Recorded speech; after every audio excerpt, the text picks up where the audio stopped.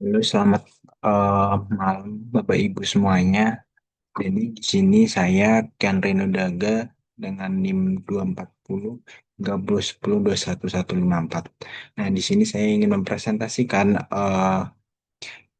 salah satu dari materi sesi 9 mata kuliah manajemen keuangan 2. Nah, di sini untuk sesi 9 ini dia bertema Financial dan Capital Structure.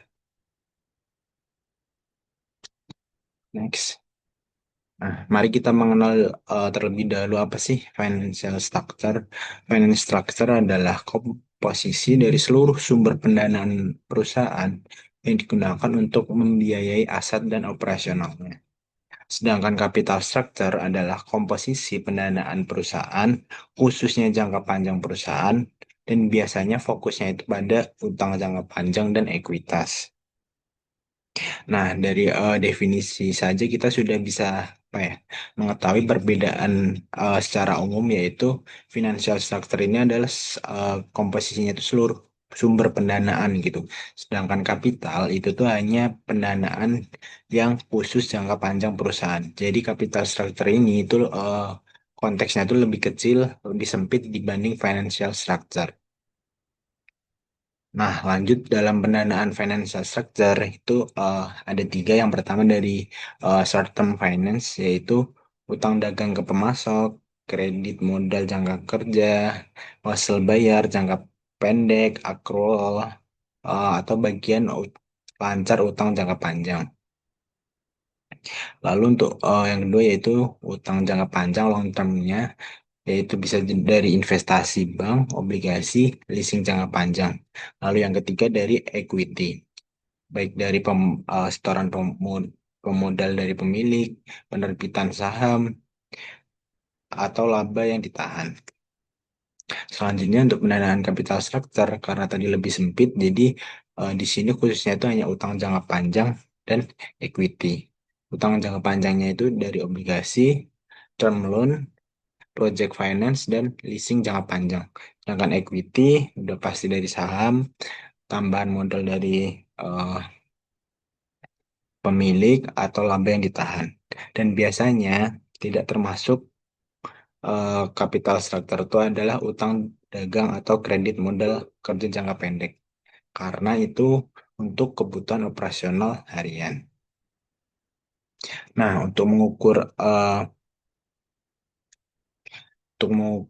capital structure itu ada beberapa rasio. Nah, yang pertama itu ada rasio debt equity. Debt equity ini adalah untuk mengukur struktur modal menggunakan komposisi dari utangnya tadi. Nah, debt debt equity ratio ini rumusnya yaitu dari total long term tadi dibagi equity. Nah, di sini saya menyertakan sedikit contoh dari narasi, yaitu ada PT Maju Jaya. Dia memiliki data keuangan sebagai berikut. Yang pertama itu ada utang jangka pendek sebesar 200 juta, lalu ada utang jangka panjang yaitu sebesar 300 juta. Nah, total equity-nya itu ada sebesar 500 juta. Nah, selanjutnya yaitu dari perhitungan. Perhitungannya kan adalah total utang dari untuk mengetahui tadi, yaitu total jangka pendek ditambah utang jangka panjangnya yaitu sebesar 500.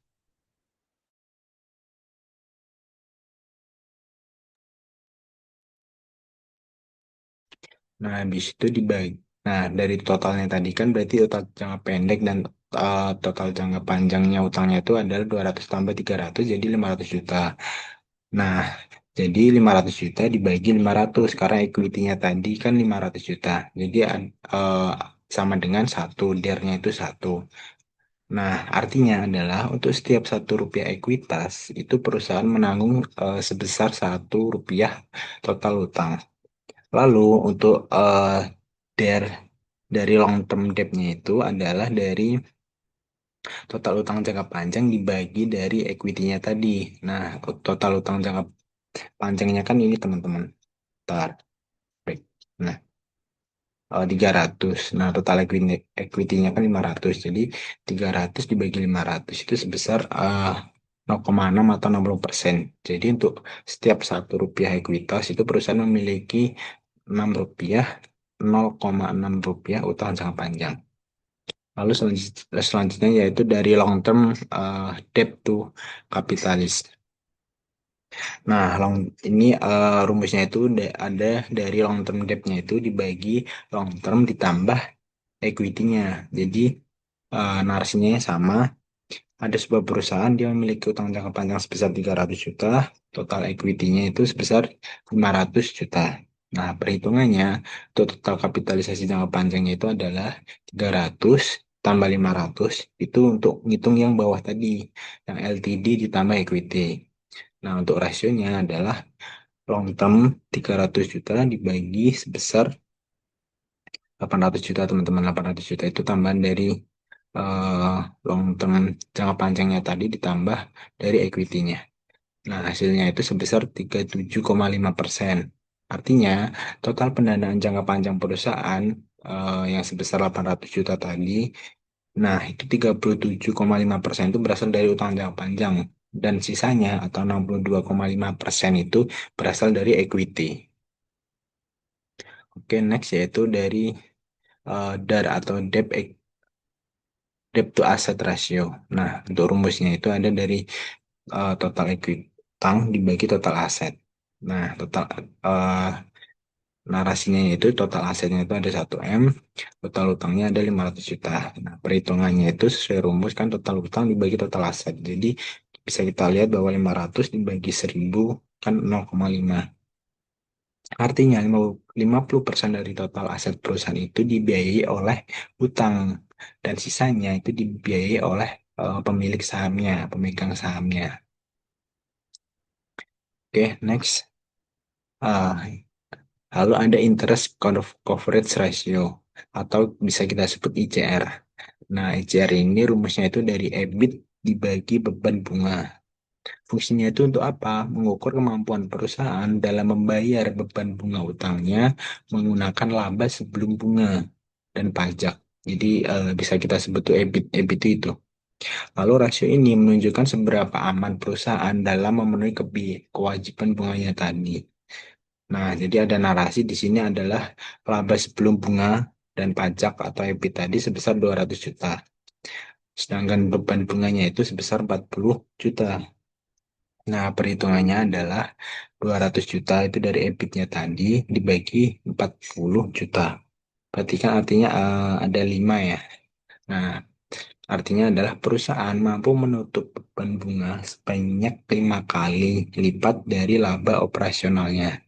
Nah, jadi semakin tinggi hasil apa ya ICR-nya ini, artinya adalah semakin aman perusahaan dalam membayar bunga. Nah, pada umumnya ketika rasionya ini memiliki angka di atas 2 itu dianggap aman karena perusahaan tersebut udah sangat settle untuk membiayai beban bunga utangnya itu yang berasal dari labanya. Nah, mungkin cukup sekian dari presentasi saya. Berikut tadi adalah pemaparan tentang capital structure dan financial structure, baik dari pengertiannya, pendanaannya, perbedaannya, serta rasio-rasio yang kita gunakan untuk mengukur dari capital structure. Sekian, terima kasih.